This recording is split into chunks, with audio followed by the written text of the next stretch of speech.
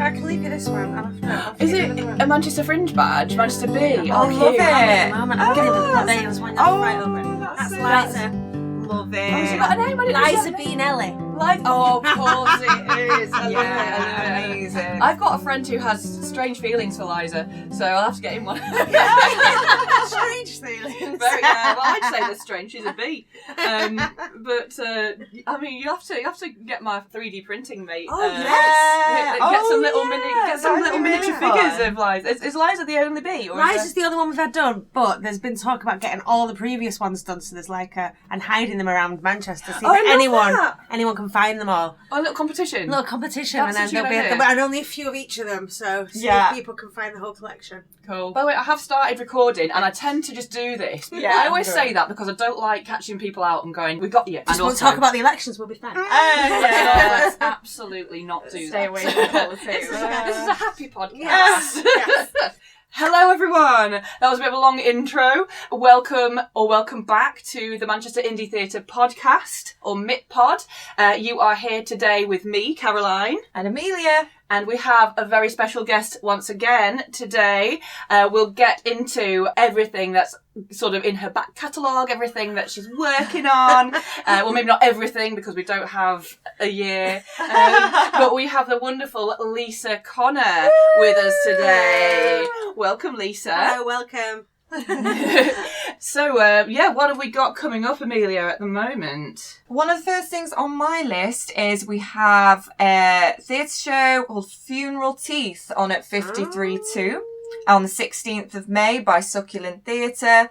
And this is going to be a funny, fearless, painfully relatable tragicomedy that dives... Punctuation's quite important. Yes, it is. I'll start that again. A funny, fearless, painfully relatable tragicomedy that dives headfirst into grief and loss. And that is on the 16th of May at 53.2.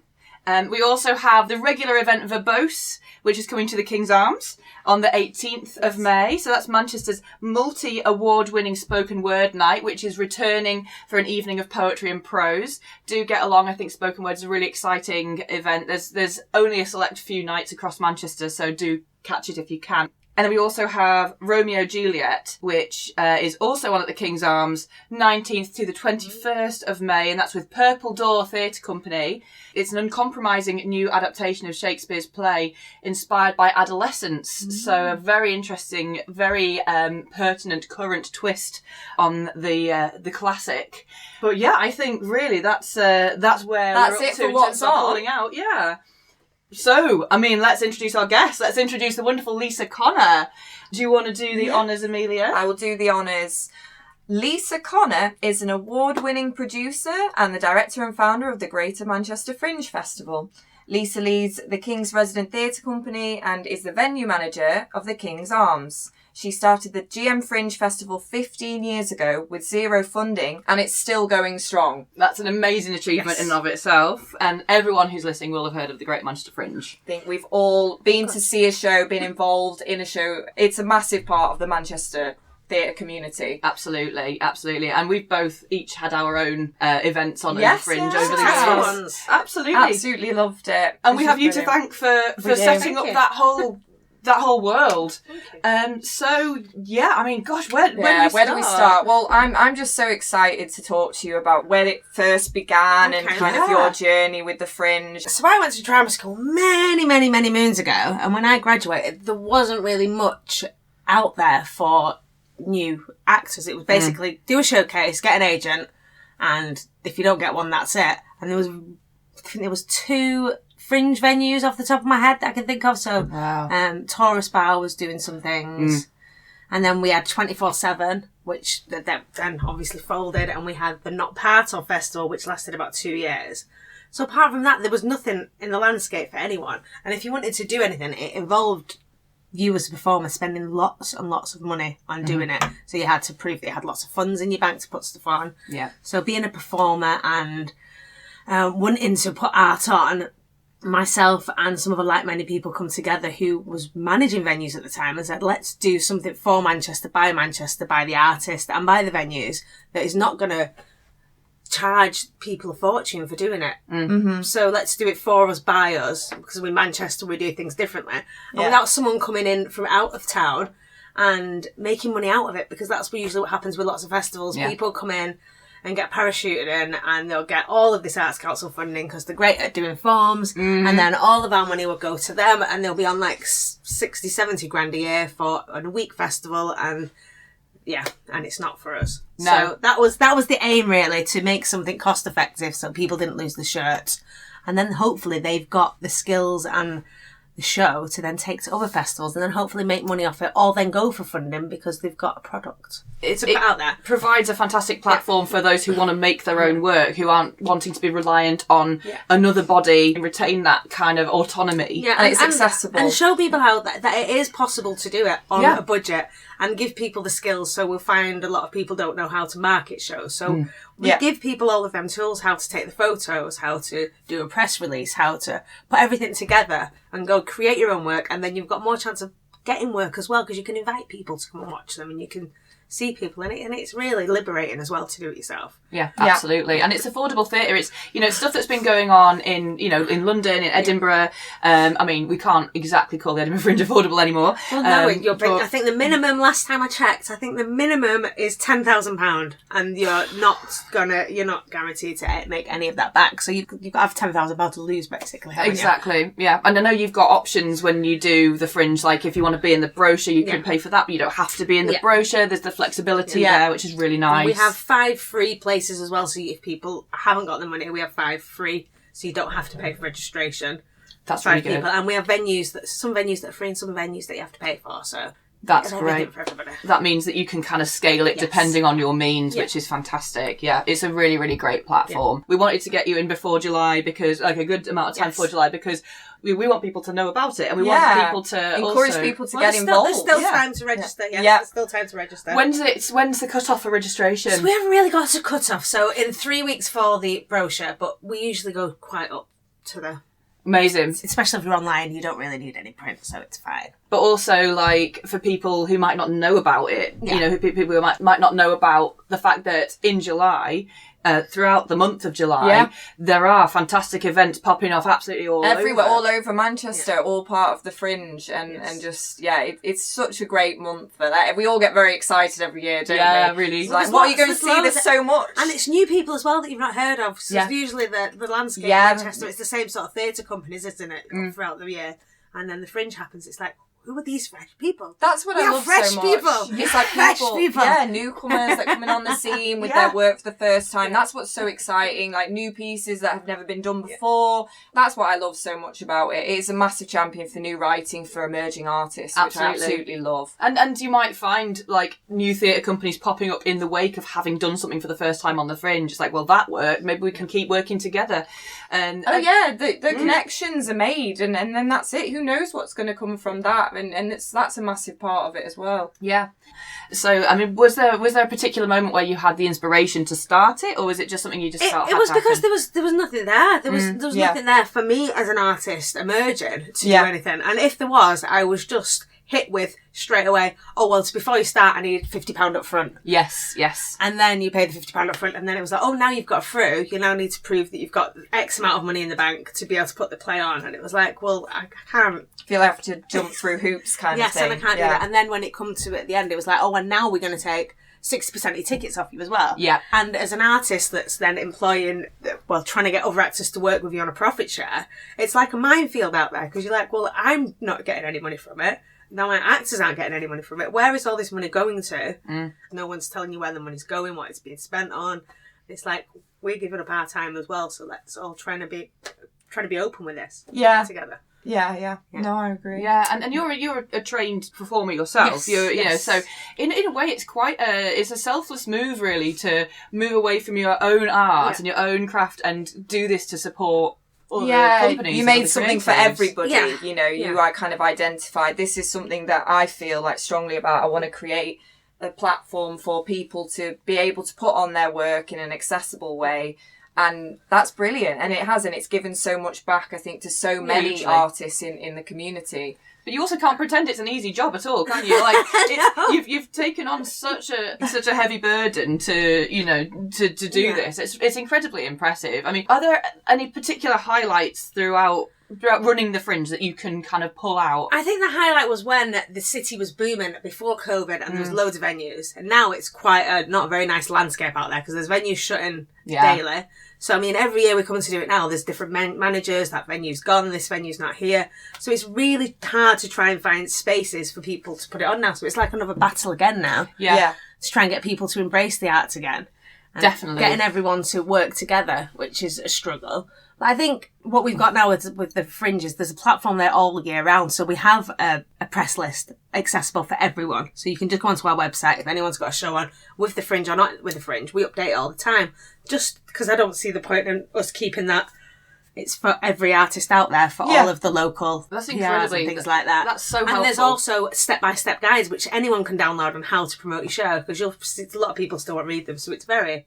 Well, we talk a lot about, how daunting that idea can be of starting if you've never put on a piece of work and, so the guides are all on our website now. So even if you've not signed up for the Fringe, they're accessible for anyone to go to and...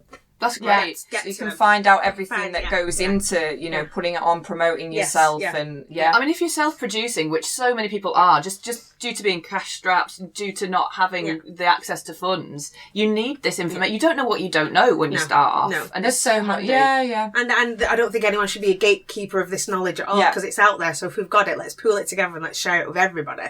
And that's my view on it. Really. Yeah, the so more people that can... It's there for everybody. Yeah. And it's always changing. Yeah, absolutely. Exactly. And the fact that you can keep it updated for people as well is it just means that as another thing they don't have to always have on their radar. But again, it's a huge amount of work for you, obviously. Yes. As I don't need to tell you. But that's incredible. And, I do think, yes, the landscape is difficult in some respect, but I think I've noticed that more and more work is being made and more high quality work. It's just finding a home for it, finding an accessible, affordable way of doing it. And that's the thing now, because obviously I've got the Kings and obviously we charge our spaces, but there's a lack of free spaces now. And obviously I can't do that at the Kings, but that's what we're missing out on, the free spaces. So there is a gradual upbuild. So it's me knocking on doors going, you're not using this lovely room, please can we use it for the Fringe Festival? And then hopefully throughout the rest of the year for everybody else. And I think that's the gradual steps. And then also we're missing bigger spaces as well. Yes, which absolutely. are affordable for people. Yeah, and I know Fringe is notorious, not Manchester Fringe, but Fringe in general is notorious for, back rooms and cellars and lofts and random, spaces, which are really characterful and fun in it's their very own right. quirky and for some, especially for some pieces, like who really want that kind of intimate feel, you can get some spaces that really suit. But also, if you're moving up from doing like a small scale scratch or something that isn't, where is the space for people who have a multi-character cast or a big set or and if you're lucky enough to have like the finances to build a set, it's hard to do it in like a 6 foot by 6 foot space. and that's the move in like graduation really, because obviously we haven't got the studio space at the Royal Exchange anymore. No. There's lots of them studio spaces which were there for the community have now been sort of taken away again. Yeah. So we're looking more at places that aren't funded through the Arts Council to make it accessible, like that could do profit shares with Fringe acts. So it's trying to get back in there again, knocking on doors, going, look, you need to give it back. It's wonderful that you're doing that because, obviously I know a lot of organisations, a lot of small scale theatre companies are kind of trying to do that for themselves, but they don't have the name behind them, they don't have the weight of being like, I run the Fringe, I run the King's Arms. So it's really great to have such a strong voice championing us as well.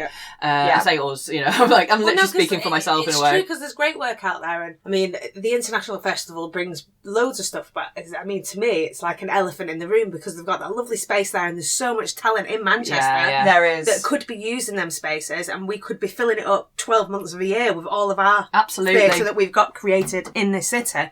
It's like, come on, we're here, we're right here. Yeah. And it is just that matter of, I know that a lot of venues, yes, they are MPOs and stuff like that, and they do get some budget for artist development. It's always very small. It's always a very small budget. It's not available to support everyone. So again, people turn to making their own work, but they need that that accessible route to do that, and you provide that, which is so exciting. Yeah, it's giving people, like you were saying, when the guides are out there, it's like giving a voice to the people that might be, I don't know if I can do this, I don't know how to do this, I don't know what spaces to use. I think, the more voices we have kind of amplifying that there are spaces to use, there are opportunities here, then the more people, as you say, we are doing theatre, and we don't want anyone to feel like intimidated by going to put on a piece of work because they don't know kind of where they could go or what there could be. So having a space for that, for any creative, is so important. Otherwise, you miss out on great work. Yeah, and the Fringe is famously warm and accepting. Like, it's if you are unsure or nervous and you're wanting to bring out your first piece, it's a good place to. It's a great place, start. And it's very open, I think, to anyone's work, where that is in its development, whether that's the first time it's being put on, it's a great place to be able to do that, because people can go on and they can go to Edinburgh, but the fact that they can do it in Manchester, whether that's the beginning of its journey or not, it's they can be part of this community in a safe space, and that's where a lot of new writing, I think, will go, and that's what I loved when I did it. Like, I'd never done, a Fringe show before, and doing that at Manchester, it was great for me to have that experience. Yeah, definitely. And but also it's great because you have the awards as well. Yes. You have a range of awards, and that helps from personal experience. So I put on Me On in 2022, and that won the Off West End Award, which was only made possible from being on the Fringe. And since then, just being able to say that I've got an award-winning play, it's opened so many doors, and it still kind of keeps coming back every so often, different projects. When did the awards start? I think we've done them from the beginning, but in a different format, to be honest with you. It was a different format to begin with, and we've changed and developed them as we've gone on, because we didn't want it to be like best actor, best. Yeah. We didn't like the cliche of that. So we got Social Refuge to do us an award for LGBTQ+. Brilliant. Then we got Mike Heath involved for new writing. So it was trying to theme them as such and give them a bit more kudos with clout, not just... Oh, the best hairstyles in the show was... It comes especially from this way of working. And then, as you said, we realised that it was really beneficial for the acts moving forward, but we also realised it was more beneficial for us as the Fringe as well. So people going to Edinburgh or going to other festivals, when they've turned up with their posters with Greater Manchester Fringe, it's made us more visual. Definitely. To everybody else. So it worked both ways. So that was another reason why we kept it. Works for everyone. It really does. And it's a great celebration at the end as well. Absolutely, it is. It's lovely. And I know that when we did the awards, it was like Where was yours at? It was 2022. It was at the Kings. It was upstairs at the Kings because I think it was possibly the first full Fringe after COVID. Yes, it was. Yes. But it was brilliant. It was it was great because it felt like it was building up again. It had a really lovely buzz to it, and it was it was such a wonderful evening. We were absolutely it was myself and Alexi, and we were just sort of sat there at a table just being like, I think we just won an award, mate. Okay. It was great. Yeah, such a fantastic... And you were saying about promoting the Fringe, the awards helping to promote the Fringe. We kind of want this episode of the podcast to do that a little bit as well. If you have a play coming to the Greater Manchester Fringe, please email us.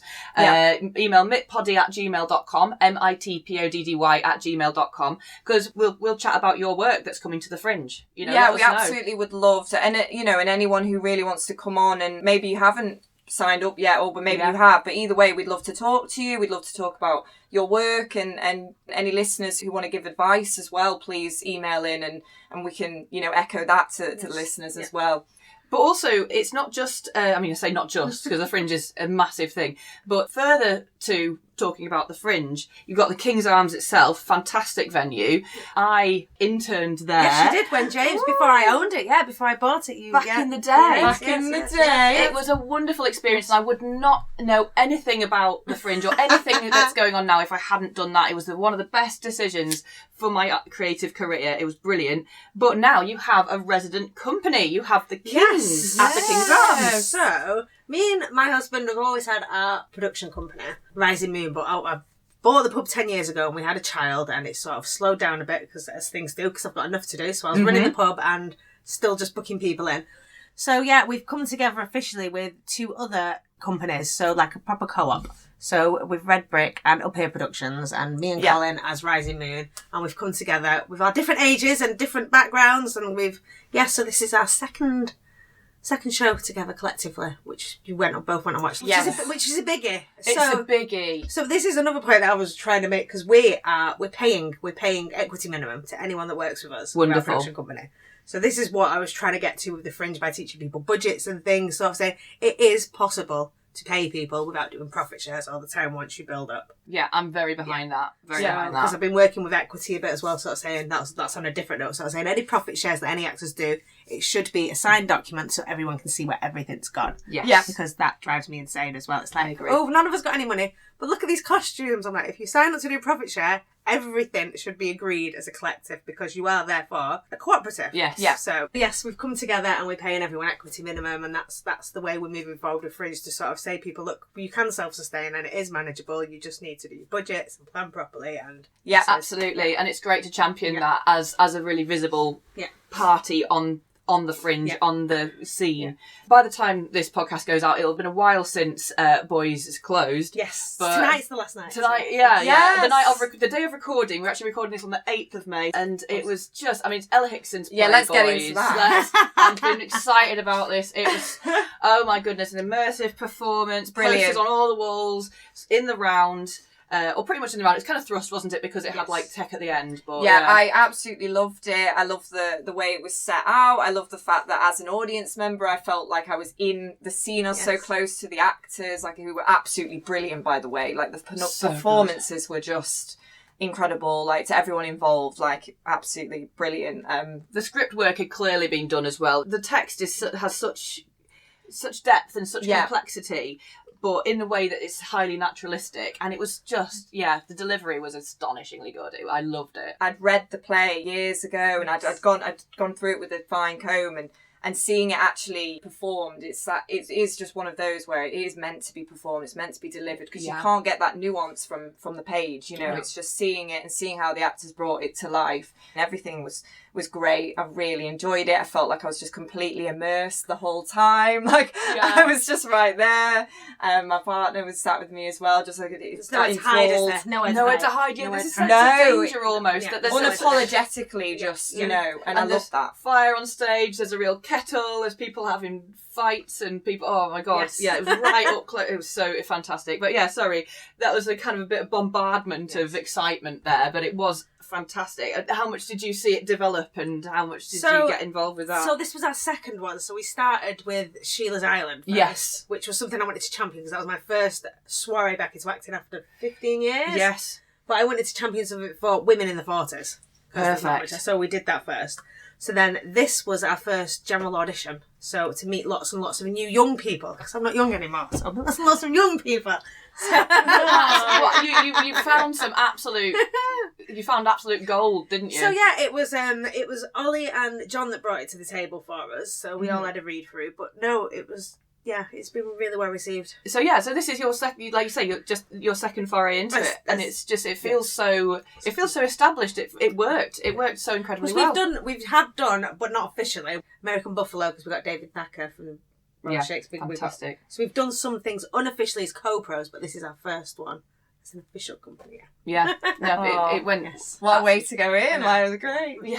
God. And do you have any plans for future ones? Are you allowed to say? Yes. Yeah. So we've got another one at the end of June and another one in September. I can't really tell you what they are though. Keep an eye. And then we're going to be doing a bad panto at the end of the year and trying to bring back all the actors we've worked with brilliant. over the year and not really tell them what they're doing, so they will turn up on the night and they'll be get given a part. So the same brilliant play, I love that. the same play, but they'll be given the audience might choose what parts they're playing on each night. But naughty panto. Oh, I love that.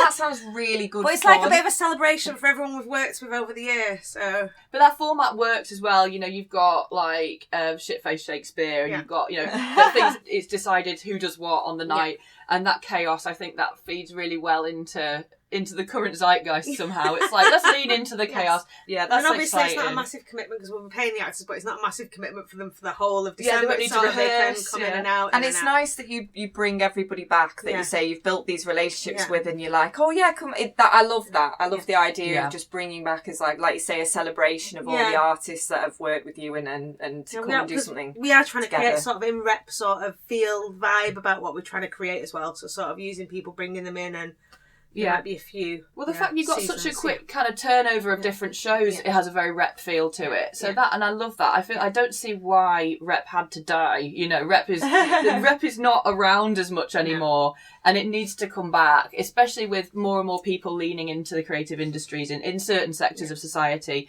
We need to show that it can be a viable, ongoing thing, and you're doing that so well. It's incredibly exciting. So, for the process for the Manchester Fringe, I know you've got a media days coming up as well. Oh, yeah. So I've got a coffee morning, so this was new this year. So I've been doing lots of pop-up coffee mornings. So rather than people because a lot of the time if people struggle with dyslexia or with forms and stuff, I found that the media day, it was like people couldn't really come until they'd registered.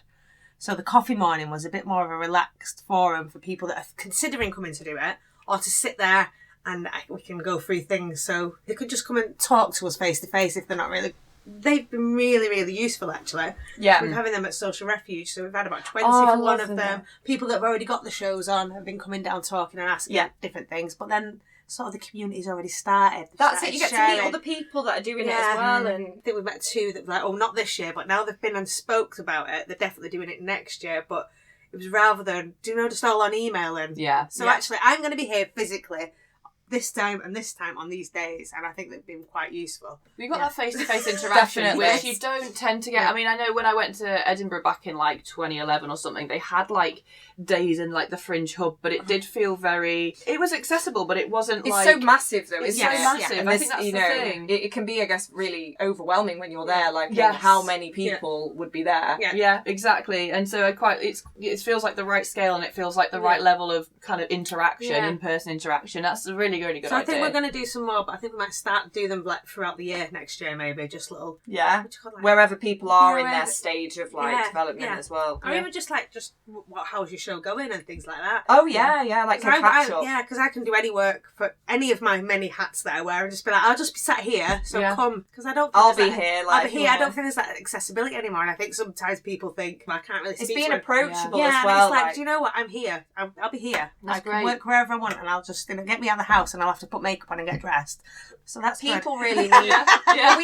I feel like that as well. Sometimes it's nice doing this because I get out of the house. I can leave the house, so it's for me as well. It's my own mental health. It's I'll leave the house and please come and speak to me. I know. Well, we talked about networking last week and how that can be a bit scary when you dress it up as really this official thing it's of no, I'm here. I'm here, and I'll have a cup of tea. But it's handy for you, I imagine, as well, because the questions that come up, it might expose any kind of gaps that you haven't thought about, or things that you could add to your site, anything like that. Definitely. So that's really handy as well, and it's so much better than just kind of preempting what people are going to need. Actually speaking to someone, and you can never really tell. Cause emails can come across a bit abrupt sometimes. So it's but it's no, there's no. No, that's you can't beat that into that face-to-face. And it doesn't happen much anymore, does it? It doesn't really. No. And it's funny because I've always been a champion of being able to work flexibly or being able to work from home, but certainly for me, I am missing that in-person thing. And I always say, and I'm a stuck record on this, but theatre is such a great way of talking about whatever you want to talk about, whether you just want to showcase your creativity or you want to talk about a pressing issue, particularly the latter. If you're face to face with someone in a space with a real person, it's so much healthier. It helps you build that empathy or rebuild the empathy you may have lost from working remotely. And particularly in talking about, it'd be great for the Fringe to have bigger spaces, but in a really intimate, tiny little space, when everything's happening right in your face, you can't avoid it. I think it's such a strong way of doing things. Yeah, I think when I did my one-person show, that we had a small, intimate space because we were in the back room at Gulliver's. Oh, brilliant. Lovely space. Yeah, really lovely. Which was really good, and it was perfect. Did you have the for what I curtain wanted. then or not the curtain then?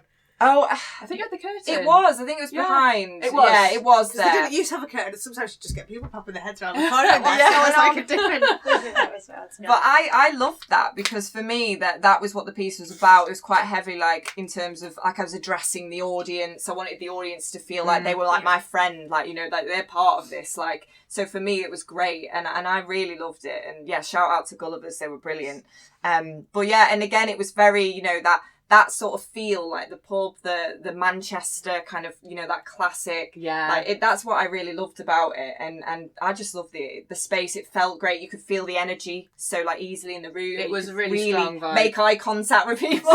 Make Which I know can be a bit scary, but I think... No, you need to in that. I would say that I feel... for me, especially when I was doing that, everyone that came was just, and I think that I can speak for audiences in Manchester in general, that people are so supportive and friendly that in that kind of space as well, you can really feel the energy of that, feel people's like, they want you to do well, they want you to win, and they feel like they are on your side. And in an intimate space for a piece of new writing, something that you haven't done before, having that kind of, that feeling that you are connected with the audience, I think is really good. Yeah. But also kind of connecting with new audiences as well, because we talk about the accessibility that the Fringe provides for artists and actors and creatives to put their work on for the first time. But it also provides a much more accessible opportunity for new audiences to come in, particularly pub theatre. Yeah, it's not as scary as it's not as scary, and you can just, people come in, have a pint, and go, what's going on up there? And that's literally it. I had there's been a couple of times now where when we did On Me for the first time, I do not condone this at all, but I noticed partway through On Me that there were a couple of people vaping at the back, and I was like, I don't think they've ever been to a play. Well, that's why it's brilliant, though. That's why it's brilliant. Yeah, you don't know who's going to... Yeah, because I think a lot of the Fringes, obviously, you do have... There's such a lovely community, so you do have a lot of your friends and people you know coming, but then also, like, I remember people coming up to me at the end who I'd never met before, and they just said, this was great, it was really great to, like, meet you, and I was like, oh, that's so lovely, like, you know, that's people... what it's about. It makes it accessible for everybody. Definitely. Exactly. Theatre's unaccessible, that's what people think. They think they haven't got money for it, it's too posh for them, and it's like, no... Theatre's there. That was the purpose of it. It was for the people. Fringe is the opposite. And you can Fringe talk is to the affordable. actors. You know, go and speak to them at the end, have a chat. Like, Have you a know, drink it's in the not. bar, Yeah, and I think it's a big thing for that. Is that, you know, actors and anyone I know, I think it always loves anyone coming up and speaking to them and having a chat about, you know, whether they're an actor or not. They're just speaking to someone about their thoughts and kind of what they're doing in life. Like, it's a great place for breaking that barrier between the actor and the audience member, for sure. Yeah, and so sometimes when you see someone on their phone in the audience, or you see someone vaping in the audience, well, you say that you've heard all the stories about the West End, and people are filming, people are talking on the phones, so it's not even a little room. No, it's not. People have just not got the etiquette. That's it. At least these people got an excuse because they've never been to a theatre exactly. And like, I want to put a disclaimer in that if you are interested in going to see theatre for the first time, some ground rules are: please don't vape, same as inside anywhere, and please don't mess on your phone, particularly because it does. Please don't answer the phone. Don't answer the phone. You know, there is some basic etiquette, but you know, it's still extremely accessible, and we really want you to come along. We really want new people to experience the theatre. Just to have in mind that there are real people at the front trying to do stuff. Yeah. But apart from that, that's basically the only rule. Well, no, I've not heard another story. Someone took full KFC to a West End show. No. And started taking out the bag and eating it. I've heard that as well. It's like, they come running in late and was like, just that. I was like, what are you doing? No, I mean, I know people think it's like the tube or something. Yeah. They think that these actors, like, they won't be put off by anything at all. Like, they're just, you know, I mean, they are humans, and they do very well, by the way. I think actors, I've seen actors, like, you know, carry on in the most bizarre circumstances, like I say, someone answering a phone call, and they're just, you know, unfit, and credit to them. But just as a rule of thumb, that's a no. Also, like, worst case scenario, I as an actor, I get distracted incredibly easily. So the most recent thing we did was Make It, and I was like, it was last night, I was like, this is going to be my best performance, I'm going to absolutely nail this, and a paintbrush fell off the shelf behind me, and I was like, nope, screwed. So that's live theatre. Just think it might be me on that stage. Just think it might be me, and if you start talking on your phone, the whole play's ruined now. I'm not going to be able to do anything after that. So, yeah, but spare a thought for your slightly less capable actors, such as myself. So, just another question about the Fringe, really. It's majoritively yourself that does all the work. Yes. And is there anyone else on the team? So I've got James, who does all of our marketing. Wonderful. And I've got Debbie, who does our PR. Wonderful. Amazing. And we've got Ian, who goes and speaks to the venues and does some liaison. So yeah, fantastic. Great. That's it. So you do have some support, but it's not a big team. No. No. No money. So that's what the budget will structure to pay for those. Yeah. Well, I mean, shout out to the full Fringe team, because you're doing an incredible job. You're obviously achieving a lot with very little. Yes. Obviously very passionate, wearing lots of hats, as you say. Yeah. Do you have? I mean, I don't think you can sort of give us any top picks for the Fringe itself because I suppose you wouldn't want to be seen. I've got 200 applications to go through. Still looking for venues for 200 shows at the moment. Well, that's a lot of work. That's Yes, amazing. So 200 homeless shows still at the moment. So yeah. If you run a venue in Manchester and you're interested in being part of the Greater Manchester Fringe, GMFF Greater Manchester Fringe Festival. Is that on Instagram? Instagram handle. Instagram. And then what's the website? Is it? The GreaterManchesterFringe.co.uk, but if you type in ManchesterFringe.co.uk, it'll come to us as well. And you can register as a venue on there, can't you? Or just drop us an email. Yeah. I mean, we can have spoken word. You don't need any setup whatsoever. Yeah, any size really. Any size, any setup. We've got lights, we've got PAs, we've got all sorts. Oh, that's wonderful. Yeah. So you actually have equipment. We can come down and look at your venue and see what will be suitable and send you things which would work. That's great. So interesting. Yes. I actually didn't know that. Yes. That's something that I might have made use of in the past. Yes, definitely. That is a very handy tidbit. Is that if you've got a space in your venue and you're like, would it work, would it not? I'm quite happily come down and spend 10 minutes with you and go, right, okay, this would work as it is now. Yeah, that's great. And if you were a company, a theatre company or a performer who is in liaison with various spaces, you don't necessarily have to use the space as is. There is that option. I've got some lights, I've got some PA, just ask us, we've got things. That is extremely useful. things. The team are there to support. That's what I think is the big takeaway you guys are very approachable, very there to answer those questions, which is what this is all about. Yeah. That's wonderful. That's really exciting. Actually, I might make use of that in the future. Insider knowledge, not insider knowledge. Information. I might cut this out of the podcast so no one else knows about it. I'm literally joking. You don't. In fairness, you don't actually need that much. You don't really need. No, you don't. As you say, spoken word. You just need space. Yourself. Yeah, definitely. I think a lot of new pieces they stand so strongly just with somebody in the space, like on their own, and like you say, you have so many different styles of venues that you can choose from, and that's I think that can be, people might think sometimes that they need to have XYZ to do it, but they don't. I remember New Dawn Fades, which is still touring at the moment, I think that started at the Room at the last, and I remember sat there doing the tech for them with a CD, skipping, muting it and skipping the CD. Yeah. You know what I mean? And that's all it was. It was just the stereo player and me going. I've done a gig where the only lighting was me switching a light switch on and off, and it wasn't a stylistic choice. It was literally what was there. That's you just make use of what's in the space as well. Yes. And I think that is a big another thing that I love is the creative ways that people. You can use your front room as well. I mean, I've been to Brighton and someone's done. One man Tempest in his front room and he played all the characters. Yeah. That's a story for a different day. Yeah, wow. Imagine. We've had hotel rooms, we've had all sorts. That's incredible. And but that's the thing about theatre is that it's not one thing, is it? It can be, you can use any space, you can inhabit anything. That's so exciting, and Fringe allows for that. Do you get to see a lot of theatre considering how busy you are? I try and between us and we have a few more people that we have going watching things, but brilliant. We try, and I'm usually the one that if someone's spotted something I then go, but I don't want to say that because then people are like, oh, Lisa's here watching it, so maybe I'll give something away then. So whenever you're doing a show, just be aware that Lisa might be hiding in the audience. That'll make you give your best performance. Is there anything that you've seen on at the moment that looks interesting to you, or anything coming up that you know is going to be excellent? Not to put you on the spot, I always ask these people. There's one called Boys, which looks like it's Take That themed, which sounds quite interesting. Another one called Boys. Yeah. Is it The Boys or Boys? This is called The Boys, but it's not Take That, Oh, interesting. Where's that coming to? That's going to be at the Kings. Oh, well then. Oh, when is that coming? It'll be in July sometime. July. Obviously. Yeah. Oh, so it's a Fringe. It's a particular Fringe performance. That's really cool. And at the moment, the stuff that's coming up at the moment, there's quite a lot on at Charlton Arts Festival at the moment. There's a spoken word. Zena Barrett is on a spoken thing at the cast. Oh, I didn't know she was. I know Zena. I know Zena. Yeah. Well, I know Zena. I know Zena. I just haven't seen her for a long time. We've given a shout out to the Edge. The Edge. Yes. That's it. Yeah. Because I've been there in Chilton as well, and it's a great space. And I think there's another show coming up there soon as well. Yeah. Some daughters. This Sunday, then the 17th. It's word of mouth at the Calton Club in Charlton. Oh, I've been there. Yeah, it's There you really go. good. Really That's good. great. Word of mouth. Fantastic. That's a great. good lineup this week. That's a spoken word Spoken event. word, yeah. Brilliant. Very, very cool. And Chorlton Arts Festival will be ongoing That's as well. ongoing, yeah. Excellent. So okay. I'm off to a K-pop dance thing that weekend as well with my daughter. Oh, cute. Oh, Watch family this shows space. are so It's lots of important as family well. shows there, yeah. Oh, brilliant.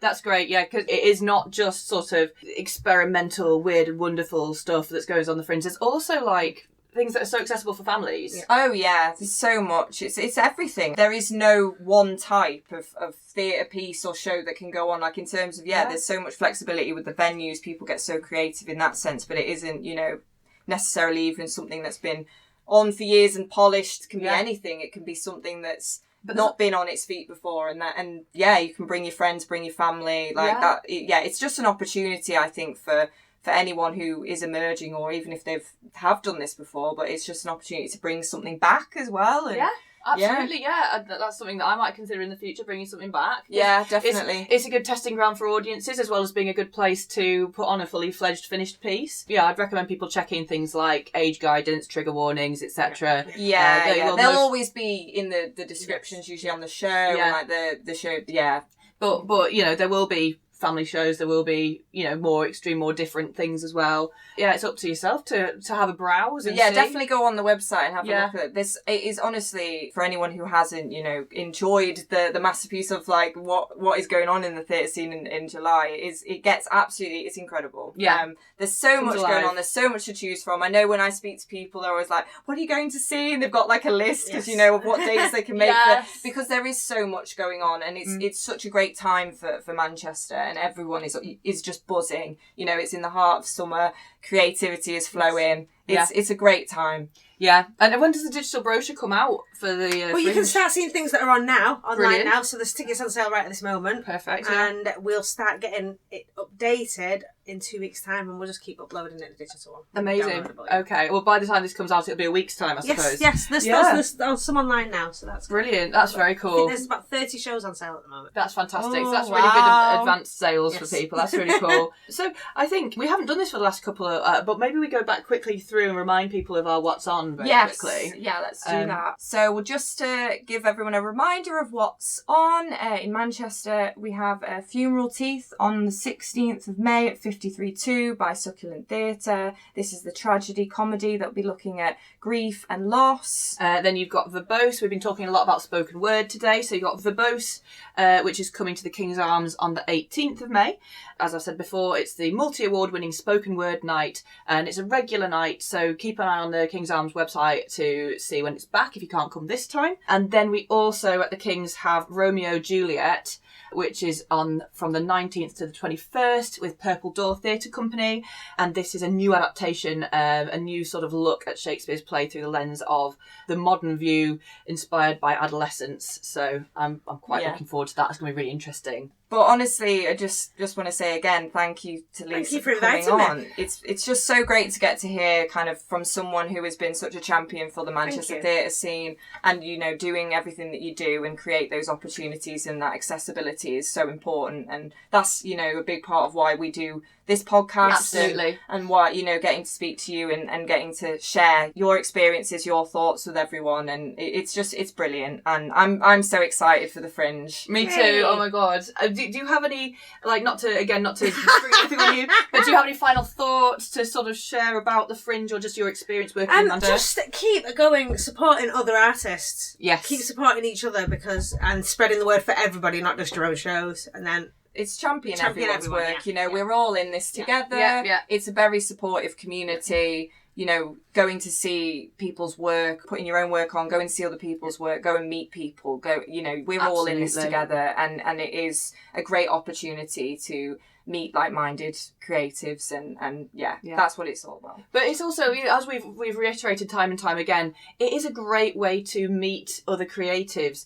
You can be in it for yourself as well to some extent. Obviously, go and support people. People need audiences. People want to perform to receptive people who are interested in the arts, but also the more you go to events, the more you'll meet people that you may end up collaborating with to create your own work. It's so inspiring as well, seeing, it's like even every time I go and see a piece of theatre, like even the other night going to see The Boys, like you're seeing, a group of such amazingly talented actors putting on work and doing something, and you can't help but be inspired by that, and whatever comes from that, whether, you know, that it's just leaving the theatre feeling like, oh, I really want to do something. Actually, I want to get back into writing, or I can't wait to go to the next show on my list. You know, I always encourage anyone to go and see as much as you can. I know there's so much, but yeah, we make a diary in the festival. I know people who go at the start of every month. They write down what they want to see. Yeah. If you have anything that you want us to give a shout out to, please send that in to mitpoddy@gmail.com. Absolutely. And could we also ask what the handles are for Instagram, social media for the Fringe and for the Kings as well? Oh my gosh! You do have to, we'll put it in the description as well. The Kings is at King Salford and at GM Fringe. At GM Fringe. And does the Kings have one as well, or is it the Kings company? The Kings at the Kings. Oh, easy. Yeah. I mean, but the links, if you go follow the King's Arms, you'll find. We will drop the links and the handles as well in the description. Yeah, absolutely. We'll share links to everything we've talked about, or as much as we can of what we've talked about, so that people can access it, including the and the sign-up page as well, and any events that you have coming up. But I think as Lisa's mentioned, you know, if you have any questions, there's a lovely team of people on hand. Just drop us an email. Drop us an email, we'll be with you. Absolutely, and we'll share the email address as well. I think, is it kingsalford@gmail.com? Yes, it is. Well remembered. There we go, yeah. Back in when I was interning. Still remember all the admin. But yeah, if you have a play coming to the Fringe that you want to talk about, you want to promote on the podcast, please email mitpoddy@gmail.com. That's mitpoddy@gmail.com, and we will platform that. If you have any questions, if you have any suggestions, any thoughts about how things are on the scene at the moment, if you want to give someone a job, if you want to send us a little clip as well that you'd like us to share, then we can do that. Like voice notes, we've put on voice notes before, anything like that. And we're also, our Instagram is MIT_pod. Follow us, please. We want to take listener questions, we want to take listener suggestions. If you're looking for work, if you have a specialism that you want to share with other creatives, tell us, we'll platform you. Yeah. You don't have to be a guest, we can also just give you a shout out. Yeah. Just let us know. As long as you just drop us an email, then we can look and we can slot in that information and make sure that it gets to our listeners. Absolutely. But for now, I think it's time to wrap up. So thank you so much, Lisa. It's been wonderful to talk to you. One that's to go. Yeah. Wonderful. Thank you. Honestly, it's such a pleasure to have you, and I'm so excited. Yeah, it's really great episode. Roll on another year of GM Fringe. I know. I can't wait. I can't wait. Yeah, I'm going to be making my list. Yes, we get our list done. But yeah, from both of us at MitPod, thank you so much for coming along. Thank you everyone for listening. Thank you. Bye.